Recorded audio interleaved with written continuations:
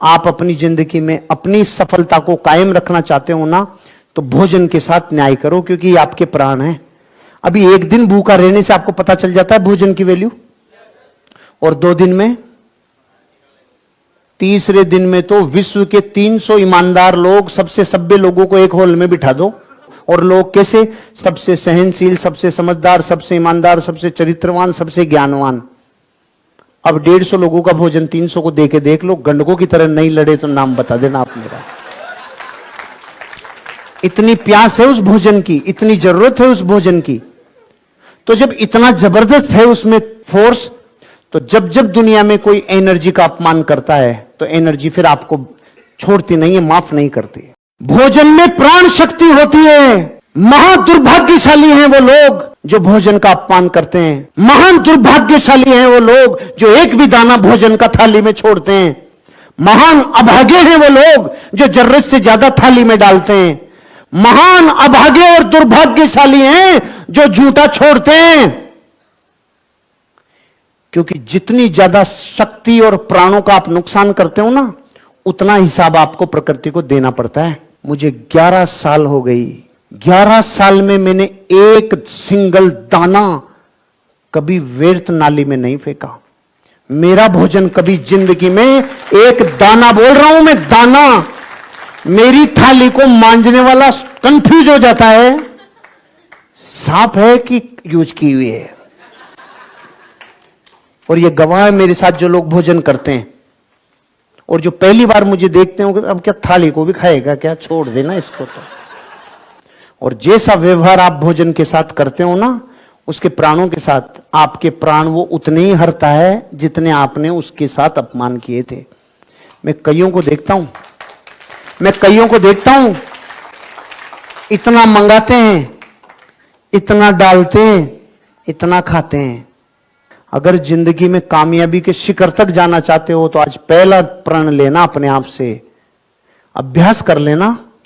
नहीं, रबर तो है ही आपके पास, है ना?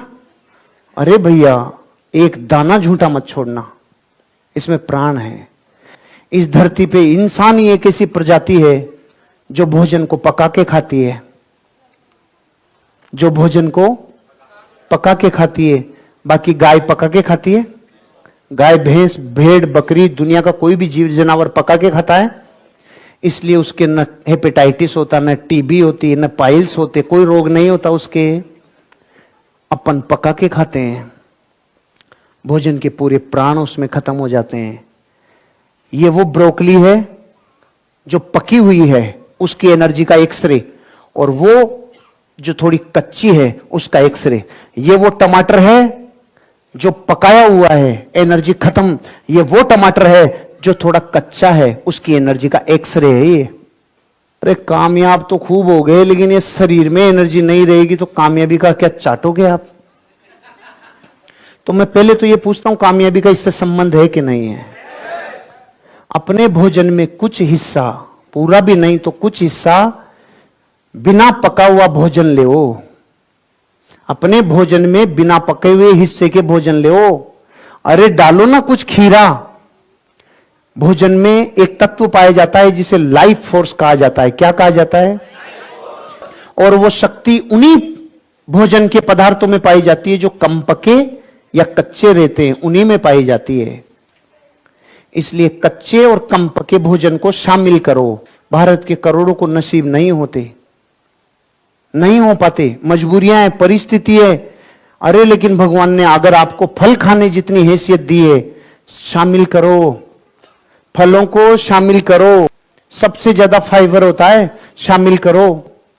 जैसा लाल होता है ना वैसे लाल हो जाओगे, शामिल करो, कुछ तो शामिल करो इनमें से।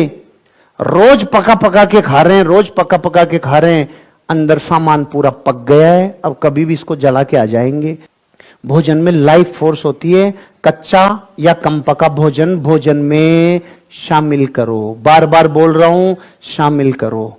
झूठा मत छोड़ना, मत छोड़ना। मेरी ऐसे आत्मा रोती है जब लोगों को मैं भरी कटोरी सब्जी में यूं खा लिया भाई, और धीमी आंच में पकाओ। भोजन की लाइफ फोर्स खत्म हो जाती है जब आप खूब धमाधम सीटियों के ऊपर सीटियां लगाते हैं। वहां वो सीटी फिर एक दिन आपकी सीटी बजेगी। लाइफ फोर्स भोजन की खत्म मत होने दो।